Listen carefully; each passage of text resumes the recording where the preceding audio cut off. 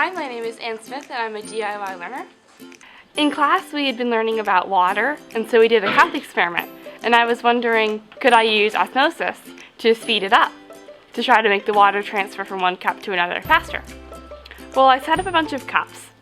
I had two sets. I had a control set that was 3 cups, and then I put 225 milliliters of water in a cup here, and 225 milliliters of water in a cup here, and then 75 milliliters in the center cup, and then put paper towels to bridge them.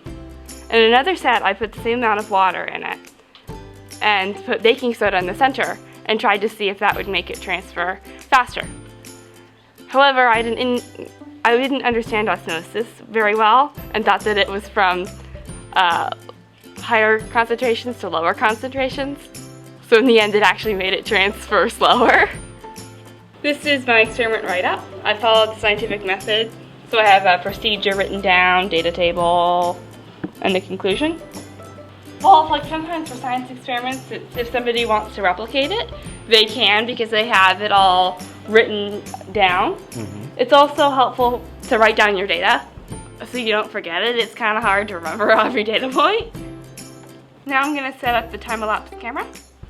I did this originally in a place where I could watch it all the time, but let's say I couldn't. Then it would have helped to have a camera so I could see which one is actually transferring faster. Plus, I can go back and re-watch it as many times as I want if it's a camera.